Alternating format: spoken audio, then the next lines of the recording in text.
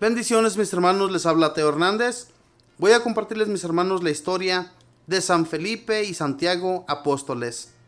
San Felipe. El Evangelio dice que nació en Betsaida, en Galilea. San Juan cuenta que Jesús lo llamó a pertenecer al grupo de los discípulos al día siguiente de haber llamado a San Pedro y a San Andrés. Felipe fue el que llamó a Natanael o Bartolomé y lo llevó donde Jesús. Cuando el Señor eligió a los 12 apóstoles, uno de los elegidos fue Felipe. Y el día de la multiplicación de los panes, antes de obrar el milagro, Jesús le preguntó a Felipe: ¿de dónde crees tú que podremos conseguir pan para tanta gente? Un día en que unos griegos extranjeros quisieron hablar con el divino maestro, le pidieron a Felipe que los llevara hacia él. Y en la última cena, este fue el apóstol que le dijo a Jesús: Señor, muéstranos al Padre.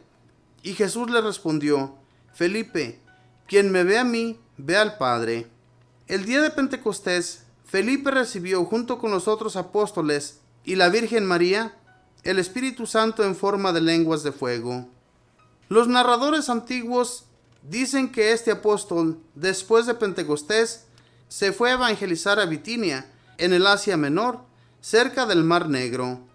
Papías, el autor del siglo II, afirma que San Felipe logró el milagro de resucitar a un muerto, y San Vicente de Alejandría dice que lo hicieron morir crucificado en una persecución contra los cristianos. Se llama el menor para diferenciarlo del otro apóstol, Santiago el Mayor, que fue martirizado poco después de la muerte de Cristo. El Evangelio dice que era de Caná de Galilea, que su padre se llamaba Alfeo y era familiar de nuestro Señor.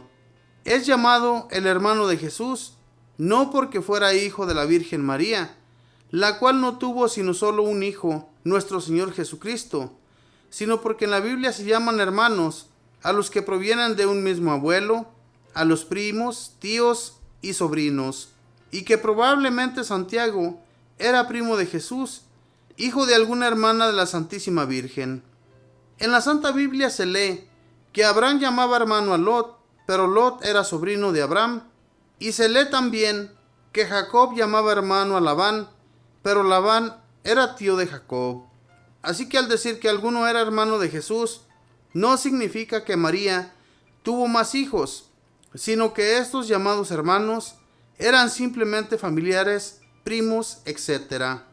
San Pablo afirma que una de las apariciones de Jesús resucitado fue Santiago, y el libro de los Hechos de los Apóstoles narra cómo en la iglesia de Jerusalén era sumamente estimado este apóstol. Lo llamaban el obispo de Jerusalén. San Pablo cuenta que él, la primera vez que subió a Jerusalén después de su conversión, fue a visitar a San Pedro y no vio a ninguno de los otros apóstoles, sino solamente a Santiago. Cuando San Pedro fue liberado por un ángel de la prisión, corrió hacia la casa donde se hospedaban los discípulos y les dejó el encargo de comunicar a Santiago y a los demás que había sido liberado y que se iba a otra ciudad. Hechos de los Apóstoles 12:17. Y el libro santo refiere que la última vez que San Pablo fue a Jerusalén, se dirigió antes que todo a visitar a Santiago, y ahí en casa de él se reunieron todos los jefes de la iglesia de Jerusalén. Hechos 21:15. San Pablo, en la carta que escribió a los Gálatas, afirma: Santiago es, junto con San Juan y Pedro, una de las columnas principales de la iglesia. Por todo esto se deduce que era muy venerado entre los cristianos. Cuando los apóstoles se reunieron en Jerusalén para el primer concilio o reunión de todos los jefes de la iglesia, fue este apóstol, Santiago, el que redactó la carta que dirigieron a todos los cristianos. Hechos 15. Hegesipo, historiador del siglo II, dice: Santiago era llamado el Santo. La gente estaba segura de que nunca había cometido un pecado grave. Jamás comía carne, ni tomaba licores.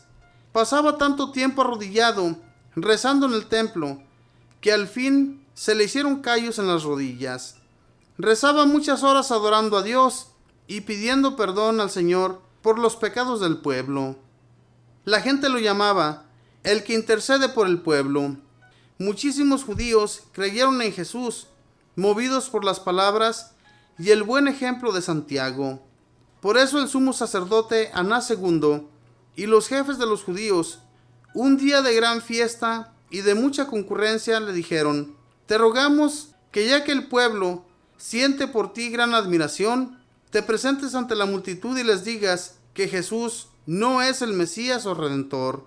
Y Santiago se presentó ante el gentío y les dijo: Jesús es el enviado de Dios para salvación de los que quieran salvarse, y lo veremos un día sobre las nubes, sentado a la derecha de Dios.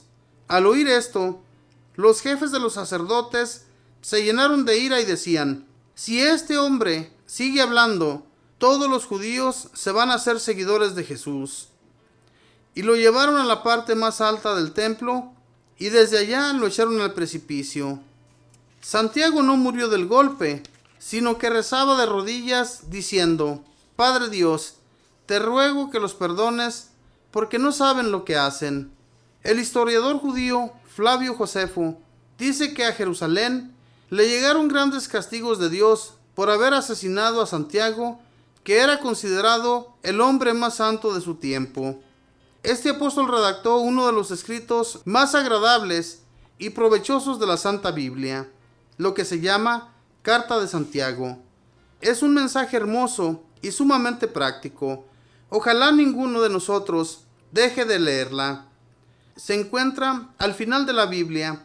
Allí dice frases tan importantes como estas: si alguien se imagina ser persona religiosa y no domina su lengua, se equivoca y su religión es vana.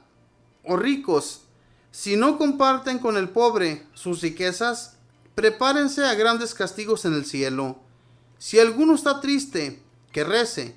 Si se enferma, que llame a los presbíteros y lo unjan con aceite santo, y esa oración le aprovechará mucho al enfermo.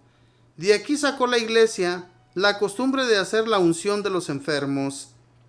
La frase más famosa de la Carta de Santiago es esta: la fe sin obras está muerta.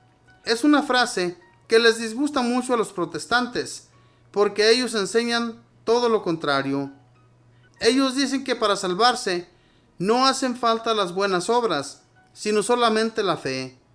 Pero el apóstol Santiago sabía mucho más que ellos y repite que sin buenas obras la fe queda muerta.